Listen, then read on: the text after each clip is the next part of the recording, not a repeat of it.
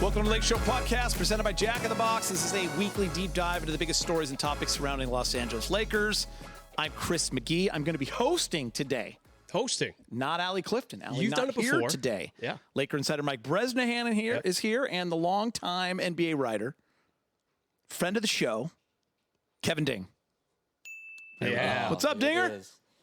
I am very happy to be here with you. You let me know before the show that we've never done the podcast together. That's right. Of course, we've done many Access SportsNets together. We were original The cast first members. ever show, I believe, non-game night show.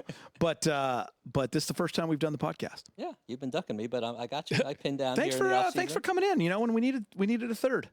Ding he doesn't just come in. He comes down from the palatial Palos Verdes estates. So nice. Down from the hill here with the Do you rest have of to us. get like permission to come down? Well, I kind of City survey streets? The whole city's gated, the, right? The underlings. You can look down on Yeah, people yeah, pretty yeah. effectively from up on the hill. Yeah. And so I find Do you that wave to the gate guard when you go by, like when you have a leave fob? your property and stuff? Yeah, it's What's that like? it's pretty guarded up there. It's you could move up there, Geet. I've tried to lobby a few times, and you've shut It would take down. me 48 minutes to get to work, Dude, I mean, it's close. You but just it's roll down the hill. Come on. Ding once tried to tell me it took him 20 minutes to get from the end of a Laker game to home in PV. You're lying. You're No, lying. that is Ding, Yeah. stop. backside down the 110 all the Who way gets here down first, to San Big Game Pedro. or Dinger? PV is like San Diego County. It's so You guys, far away. you guys are just believing the negative reports, and I understand you guys are anchored, anchored in your locations. Yes. But Well, thanks for just coming be to open-minded. join the peons. I and the used to live plebes. in Nice to Hermosa. see everybody. Yeah, Yeah, it was a good appreciate it. weekend. You have a good weekend? Yeah, it was a great weekend. You look really fit. You've been Thank working you. out a little bit? Well, the reason why Brez is saying this, you didn't see us, but I was getting a workout at my desk today. I think that threw everyone. My friend Corey Hall came. We grew up together. I've known him for a long time. Anyways, he brought his invention to me called Core Time, where you just like you do the workout at the desk. At your desk. with the bands. Okay. It's unbelievable. So I walked in, I'm just like- walk by my desk, Dinger, and get some reps in. I felt like I was watching Geet at a gym at his desk. I KOR was so time, confused. Yeah. That was Pretty amazing. cool. Are you canceling your gym membership? Not going to go there yet. Yeah. Okay. But I'm not going to panic about not getting to the gym because I'm just going to start doing my workouts. There you go. Yeah. Wow. It's going to be a really The active. hope is that while I'm working out, like the Spectrum News 1 people walk by and they go, "What are you doing?" I go, "Well, let me show you." And the next thing you know, we're doing a segment on the news. Yeah. Yeah. Keith, the funniest part, I'm going to get one too. Yeah. We'll be working You came out. at the perfect time. Yeah, really did. Hans and Franz get together in the newsroom Well, right Brez and I there. basically, we're back-to-back cubicles. We'll just be like totally Yes. repping things out and just Get absolutely the gray getting yoked. sweats working, and you're We could be the two buffest guys come the next year's We Lakers already season. are, Yeah. I think. We'll be buffer. There you go. I got some things to share with you guys about the Lakers. We're going to get right into it. Or you guys want to talk playoffs first? We go straight to Lakers. What do you guys want Oh, to do? Lakers good. Lakers are good. Yes, plenty It's time. going on. Yeah, they're Okay. playoffs. Yes. I like it though. The head coaching search continues. 3 names have emerged as the top 3 guys. Now, remember, this is always subject to change because, as you know, the 3 of us have been through this quite a bit lately. But these are the 3 names that our boy Jovan put out there on Shams. JJ Redick, Sam Cassell, James Borrego. Yep. Okay, who's been a head coach With Charlotte. before. Charlotte also comes from the Spurs, where he's with Pop. Offensive-minded guy. Yeah. Borrego. Yeah. Micah Nori's also been talked about for Minnesota. Obviously, they can't talk to him right now because he is knee-deep in a Western Conference semifinals. David Adelman also been named. But those are kind of the top 3 that have emerged. How about this one, Dinger? Coach K. As an actual candidate, I thought he was just No, assisting. no. Okay. No. I thought you were trying to switch it up Unofficial on us. resource. Yes. Unofficial resource in the Lakers coaching search. That's Is this great. 2004? That's Coach K great. was the last time I Were heard. you working the Laker beat when his name popped up the first time? It's popped up a couple You times. for sure were. Yeah. Yes. But don't you guys remember It was he literally- close. He almost left. It was yeah. close. Oh, yeah. Duke 20 years ago. Yeah. Big Yeah. deal. And It would have been the first time Kobe- the Lakers in the modern era that the Lakers hired Yeah. a coach right out of the college ranks. Kobe. I don't think I ever realized Kobe how close really it was wanted until that. Coach K in later years said it was close. Yeah. It was pretty crazy. Yeah. I mean, it was. They were with Rudy T instead, I believe, one of the years. Before we get into that, he was here for 6 months. sorry, But, Brez. Yeah. those three names? I feel like you've talked about this a lot. So let's start with you, Dinger. We're going to put you on the spot. Brez and I are going to listen to you for a minute. Okay. Jovan was we're really going to work out, Geeter and me, with our new. Brez, new you're in desk Hawaii. apparatus. Jovan was selling JJ Redick. We all walked out here going, "Is JJ Redick the next coach?" Yeah. He was just going a lot of the pros and stuff like that, Yeah. and saying that he could see it. You tell us what you think about these three candidates. I think it boils down to the Lakers right now. It's going to take a while. I mean, the search is going to take a while. So Slow there's speed nothing happening immediately. They think by the draft, June 26th, correct? And in large part, it's because the Lakers need to figure out whether JJ Redick can coach or not, which is a fair next step for them to be proceeding with. And I understand that's the way it should be. Do you feel like he's the number one guy? Absolutely. You do? And I fully endorse that from what knowledge that I have at this point of his ability to coach, like we're saying. Yeah. We coach youth sports, so yes. JJ Redick coaches sports. He might want to touch base with us. You guys should be on the staff. We should be the unofficial resources with Coach K. Coach K, Geet, and Ding. So big meeting at the Palace Ferdy's house. What I'm saying about JJ Redick is we already do know a lot about him and about how his mind works and the way that he would proceed as a leader in this kind of job. And that's why it's so intriguing. And so for me, when you're looking at this job, especially at this time, but I'll say aside from the LeBron AD part of it, the Lakers absolutely don't want to keep going on this coaching carousel. I absolutely know Jeannie, it pains her to be going through this many coaches because it really isn't what she wants.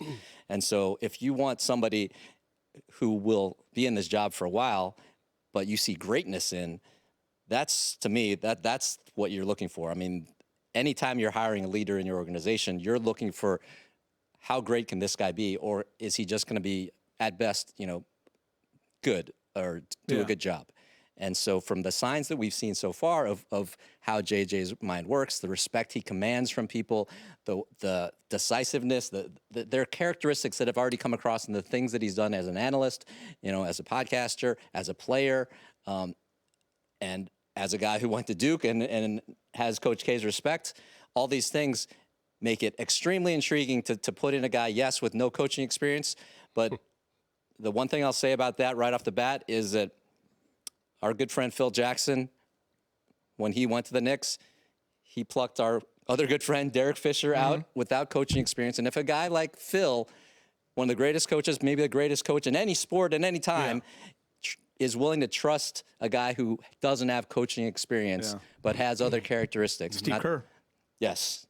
And not to say it's going to work out every time, and Fish obviously didn't work out as a Knicks coach, but the fact that Phil himself doesn't think you have to have that much coaching experience to be a great coach tells me if you have a lot of other characteristics that make it a potential great fit and you can be great at this job, then let's look for greatness. Absolutely. Yeah, I kind of like it. I mean, to me, it's a huge outside-the-box decision if they do go with JJ Redick, and probably the biggest gamble for the Lakers since they plucked Pat Riley really almost out of the TV booth. He was an assistant coach for about 10 minutes when they hired him in the 80s. So I think I kind of like it because there is case precedent for the Lakers to have done this, and it worked out well. And I will say about JJ Geet, I listened to that podcast with LeBron when it first came out about a month ago. He does do a podcast with the Lakers' best player, correct? Yeah, that helps, right? Yeah, that's pretty good. That's a pretty good starting player right there. I'm thinking I'm going to hear some jokes. Maybe LeBron will rip on JJ will rip on LeBron, a little basketball, and then more jokes, like a typical podcast, right? Yeah. It was all X's and O's, and it was pretty intense, and it was pretty quick. And it's like, wow, these guys actually play off each other really well. They both know the game. So if you're hiring a podcast coach, I think JJ is the best guy. Yeah. And I like it as a Lakers head coach too. I do like Sam Cassell as well. Yeah. At least he has had some experience as an assistant coach. Our good friend Brad Turner has known him for decades and loves the guy. Big advocate. And BT's a really good judge of character. Yep. Not that BT's in the Laker front office, but I've met Sam a couple times through BT, and a very gregarious guy. You can see why players would like Sam Cassell. Do you remember when they gave Pat Riley a shot? Right? You were on the beat, right? Yeah, I wasn't quite on the beat then. There are very few things we can say that. JJ's got good hair. Yeah, there you go. Does that matter, Brez? I think it helps. I think it helps. So and Zing was actually he started the beat here when they moved from Minneapolis, so he's been around for a long time. Is it fair to ask this question? If you're a future coach of this franchise, or if you're a media member following this franchise, you had mentioned, they do want to look for someone long term. You know internally that's how they feel. Frank Vogel won a championship in his first year. He was gone 2 years later. Yeah, crazy. Darvin Ham goes to the Western Conference Finals in his first year. He's gone a year later. Yep. So do you come into this job knowing that stability most likely is not what they're looking for? Yeah, I mean, I understand why you would think that. Is it okay? I mean, is it fair to you play think the that odds, if and you're a coach, now they're due. Now they're not due. They're overdue to have somebody actually beyond 3 years. But I think we all know that the pressure that comes with LeBron being on the team is a unique beast. Even for a Lakers organization that expects to win far more than every other one in the NBA. So the pressure to have things perfect for LeBron while he is producing or even playing is just so great. And it's a different thing than when Kobe was winding down, because he wasn't performing at that level. Yeah. So this is a unique thing for the Lakers. It's a unique thing for the NBA. It's truly a special moment for arguably the greatest player ever to still be at a championship star level. So let's not mess this up. And if we don't think this guy is going to be able to pull this off, then there's immense pressure to live up to that, to me. And Brez, I guess when you look at who you're hiring, if LeBron James is going to be a centerpiece for this team, I assume that's why they're looking at these guys that they're looking at, right? You have to compete with Minnesota. Yeah. Denver.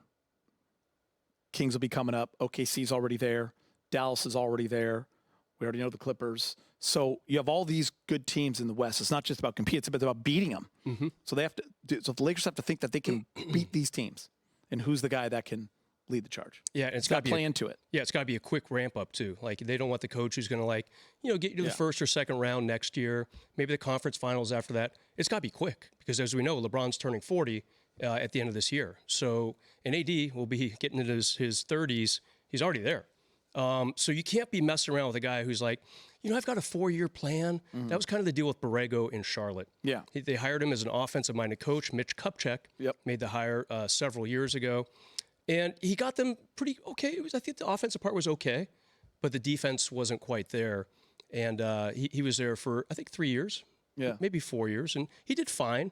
And then you got a guy like Cassell, who's been an assistant coach with 4 different teams, mostly on the East Coast. But, I think you just have 3 totally different candidates with those 3. And, if you want the guy who's experienced, you go with Borrego. He ran his own franchise. If you want the guy who's a career assistant so far, with a very good NBA playing career, Cassell's your guy. If you want the, wow, okay, how's this going to work out guy, Redick's your guy. Outside the box. Totally outside the box. Yeah. 3 completely different candidates. The one thing we don't have is a Budenholzer, who obviously got snapped up the other day. A guy who has won a championship and has been a head coach for years and years and years. They said they want a grinder. What does that mean in your eyes? Well, that's sort of the growing trend among coaches is you can come from the film room and work your way. Borrego actually came from the film room, not even running the film. He was working in the Spurs film room and worked all the way up every step of the way. So he's from the Popovich tree. JB is Pop. He's tight with Pop, but is this the guy who's going to inspire you to go over the top when you're still trying to that's what I'm talking about with Redick is there's that not just the cool factor or the excitement, but there's the possibility of that he's great at this. He's a Steve Kerr, like he meant, like he has that ability, and the coaching inexperience is a very small part of this equation that could turn out really, really special. The advantage that those types of people have, I'm going to put Steve Kerr in another box because Steve's an outlier. He's such a smart guy. Yeah. But when you look at the college game, you look at the pro game, when you hear these coaches talking all the time about basketball on TV or on a podcast, you forget about them as coaches and what they did in their careers. It's like, and you say, oh my God, that guy's can we have him? Right? Because these guys know how to talk basketball, right? And when you listen to JJ Redick, you're kind of blown away. I was, yeah. I know, because he's cerebral, he's smart, he's everything. So the problem with him, Keith, is how's he going to use his challenges? How is he going to be timeouts? I mean, what about the rotations that Darvin got a lot of flack for this past season? I agree. Yeah. And Brez, but that's what brand new for him. That's what he's going to be asked in these interviews. And he will have a plan, I assume, because it's all he talks about on TV, on radio, well, that's on the podcasts. Thing. There's already a level. We don't know. There's a level of passion, though, you can tell already for those things that he might not have already done yet. But his passion and his intelligence, you combine those things, and that's a quick study, as opposed to somebody, who is a coaching novice and doesn't really want to get into this part of coaching. He wants, from what I've heard, every aspect of coaching intrigues him deeply, and that's why it's exciting to me. He seems like a willing learner, for sure. I have to tell all my friends every single year, I don't know how many times a year, like, when you're getting reports, number one, you have to see who they come from, and then you also have to understand why they're coming. Yeah. Are they trying to please an agent? Okay. Yeah. So, the coaching hire, and this was also reported by Shams, the coaching hire is more about AD than LeBron. Yeah. They're Do you believe that? A player. Yeah. Do I believe that? I mean, yes, in the sense of I believe that's the way the Lakers are approaching it. I mean, when it comes down to the nitty gritty, when it comes down to, are you going to fire Frank Vogel or are you going to fire Darvin Ham, and you have that shadow of LeBron looming over you, then it's a different feeling. Yeah. As of now, when you're a month away or so, 3 weeks away from actually hiring somebody, you can say, okay, objectively speaking, we really got to look at this a little differently, because LeBron is not the most important thing for our franchise. And I think, honestly, that the Lakers are increasingly aware of that, because they've had him with them for so long, right? It's not the novelty of LeBron and the Lakers is over. And so I think that makes it easier for the franchise to sort of step back to what they're used to doing and saying, okay, this is how we run things, right? And this is what we want to do. And obviously we're going to serve LeBron as best we can, but this is the way we operate. That's to me, the longer they've had him, the easier it is to deal with him. Frankly, I think it's a contractual thing. LeBron could be out here on, June 30th. Do I think it's going to happen? No. Right. But he has the power to opt out of his contract on June 29th. He's got 1 year left, $50 million plus, whereas AD's locked up for several more years. So, I mean, it makes sense for the Lakers to say, okay, we think LeBron's coming back. I mean, the signs point to it. And by the way, not only could he maybe go to another team, again, I'm not predicting this, but he could retire. Also, I don't think I predict that. I think he's back personally. But there's that chance, Geet. There's a chance that LeBron says in about a month or so, you know what? I want something new. I want something different. Well, whereas AD is still going to be here for, like I said, several more years, since they just re-upped him last year. So it makes sense that the franchise is also, they also want good input from star 1B, not just 1A. Be interesting to, when I think about it, whomever the coach is, and this is why I think JJ can make sense. Whether you're talking high school, college, professional, little league, the best players, the best player and head coach, it's nice to be on the same page. Mm-hmm. It's nice to have that person believing in the head coach, because the rest follow lead, especially the pecking order as you move up, especially college. You get to the pros, like, yeah, guys have their own trainers and guys have this, that. But when you're inside that locker room, if your best players respect the head coach and they believe in the culture that the head coach is building and they're all in, that helps. Other guys fall in line. Yeah. That's just the truth. So if JJ Redick is hired, and that's at the blessing of LeBron and AD, then those guys have to be all in with him.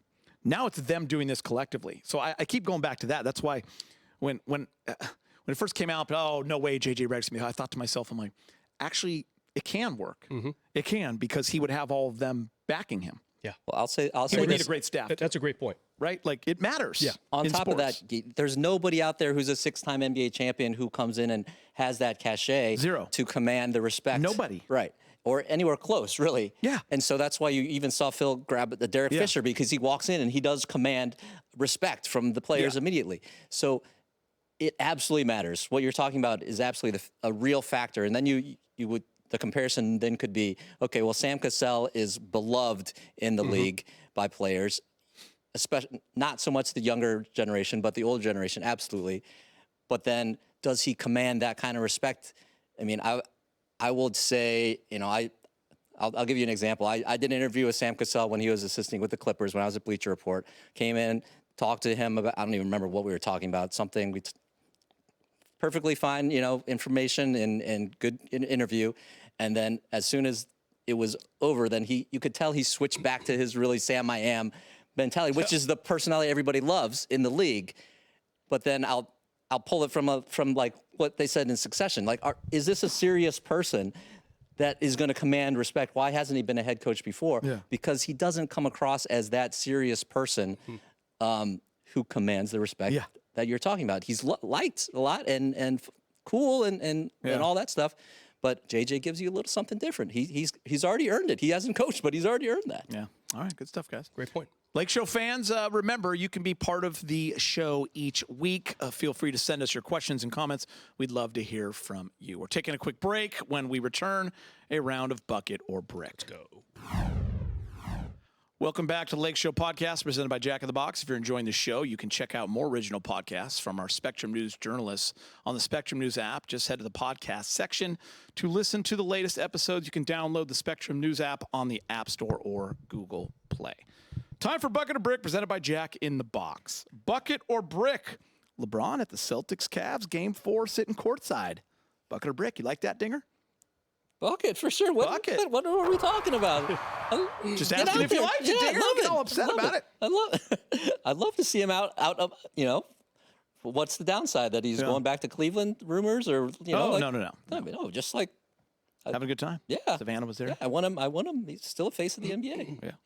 Yeah, Bucket. I'm going to brick Ding's defensive reaction over there. Yeah. I mean, we have producers who work very hard on these questions, Ding. Yeah, I didn't like the and question. you're just like, what kind of silly question is this? Stop sucking up to the producers. Yeah, well, I mean, be more, you're welcome.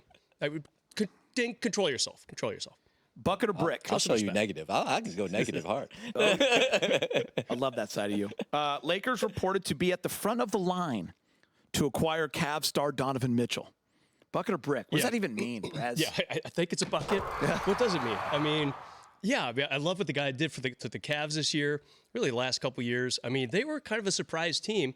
Now, the problem is he's had a fragile kind of year. He's not a guy who's going to give you 82 games. So you got to worry about that. But he seems tailor-made for Hollywood. Love his game. He's helped make the Cavs Celtics series a little bit closer than expected. Although, true to his point, he did not play in Game 4 last night. Brett, that did get the win, though, when Valley Jerry, our buddy, put $100 on him to win $700.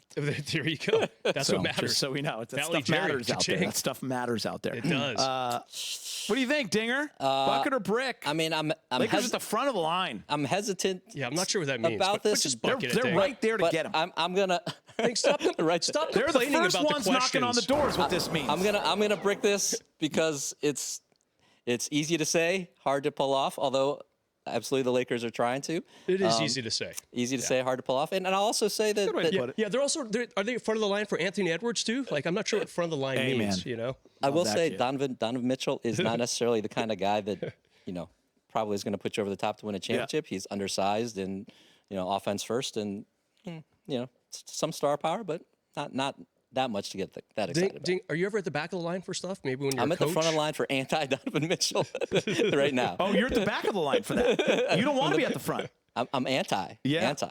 I'm Okay. anti. Yeah. Wow. All right. I like it. I guess I'm anti now. Yes. I remember the podcast before the Lakers acquired Russ. We had like 9 players I know. that we I thought know. they would trade for, and we had it, and he was like 9th. Yeah. Is that right? Yeah, we had to Yeah. delete that Like podcast we had Lillard quickly. ahead of that. We had We had CJ everybody. McCollum. You guys were right. He Yeah. should have We been were low on the list. I remember saying Russ. Yeah, I'm not sure. Yeah, sure. No, we didn't say we didn't love him. We just said because we were thinking of fit and how they were we going like to do other it and how much players you had to ahead give of up. Yeah. Bucket or brick? Lakers not wanting to trade Austin Reeves unless it's for an all-star, Mike Bresnahan. Bucket or brick? I'm going to brick this. He's going to brick it. Brick this. Not because I'm questioning the question, Kevin Ding. I like the question a lot, actually. Okay. It's just if Donovan Mitchell, if you can land Donovan Mitchell, and Austin Reeves is the linchpin for that, I love Austin Reeves. Will he ever be an all-star? I don't think so. I think he'll kind of cruise, below that line. Donovan Mitchell, like, he gives you pop. Like, he can do a lot of different things on the court, including, again, missing a lot of games, unlike Austin Reeves, who played all 82, the only Laker to do so this year. Donovan played 55 this year, guys. And they don't want to go back to that with a star, unfortunately. So This is Lakers not wanting to trade Austin Reeves unless it's for an all-star. This is a bucket. All the way. What more do you want from Austin, Brez? I love Austin. What more do you want? Why do you hate Donovan Mitchell? Apparently I do. I think you do. But Austin has come through on every level, although I guess Darvin did say he was going to be an all-star sooner than later, which Brez apparently disagrees with. But I expect even more from Austin next year. It's hard to believe. You can't see them trading him for someone that's not an all-star is what you're saying. Exactly. Right? Okay. Because he may not be an all-star next year, but he's giving them so much. Yeah. He may not have given them quite enough, I guess, to win that Denver series, but he's given them so much and given them so much to believe in that I've come around completely. Now let's raise the ceiling even more. Love the guy, but Donovan Mitchell scores like 39 points if he needs to. And he's got good players on his team. He's got those two forwards. He's got some decent players that he's learned to play with. Anyway, I love how you guys, hold on. I like how you two are debating Donovan Mitchell or Austin Reeves. Yeah. This is what the offseason's for, right? I like it. Just pluck two players out and then pit them against each other. Bucket or brick? Lakers will find a way to land Bronny James. I'm going to brick this. Really? Just because the odds are overwhelmingly against, no matter how much sense it might make. And why are the odds against? Because there are all these other teams out there, and there's only one Bronny. Yeah, but his people can fix that. Rich Paul can make phone calls you're like Shaq. Do you see someone jumping in front of fixed. the Lakers in the second round and swooping them up at 54 or and whatever? irritating Rich Paul? I think there's a lot. Well, he's just shot the lights out in that draft combine, so he did have a good start. He raised his stock for sure. If he's whatever 6'2" in maybe 6'3", in sneakers, he's got to be a shooter to get in this league, no matter how good. Yeah, that surprised you. He was only 6'1" and a half without shoes. That's the thing that also stuck out to me. Yeah. So he better shoot. 40-inch vertical, right? But nothing wrong with that. But still, if you're 6'2" in the NBA, you better be able to shoot. Yeah. Because even if you can defend, you're 6'2". Yeah. So it's a challenge. So to me, maybe that makes it easier for the Lakers to get him. But you bricked it. I bricked it. Yeah, I think so too. I don't think it's the first round pick. It's 17. They also have 55 from the Clippers. I think they buy into the second round, like they've done so many years in the past. And and Geet, what was your vertical at CSUN on the volleyball court? Were you not 42? close to Bronny's, I can assure you guys. On the Price is Right, it was very good. That was a good vert. Yeah, when I won a car, it was 33 or so, but it was never that. There's some great 6'2" players out there. Who do we got? Who's 6'2"? Steve Nash. I was going to say Steve Nash. Nash, yeah, 6'3". Pretty good. I mean, I just called Donovan Curry, Mitchell small. How tall is Donovan Mitchell? Like 6'4", maybe? Well, that's the thing is it's hard to know how tall they really are because we. Yeah. 6'3", maybe. Yeah. 6'3", so. But I'll say also that the Lakers, Jesse Buss and that whole department are absolutely, they've killed it year after year after year. So I also would bank on them to find the best prospect for them as opposed to just, we better take LeBron's kid, Let's go. I agree. Yeah. I do think early second seems to be a good window for him, Geet. All right. Thank you for listening to the Lakeshow podcast. For Dinger stopping by all the way from the Hill. Presented by Jack in the Box. If you like what you hear, leave us a rating and review on your favorite podcast app. We want to hear from you, so send us your questions. Hit us up on X at Geeter3, at Mike_President Dinger. Want to throw your Twitter in there? Kevin Ding. Kevin Ding. Wow. That was easy. Until next week. Good job, Ding.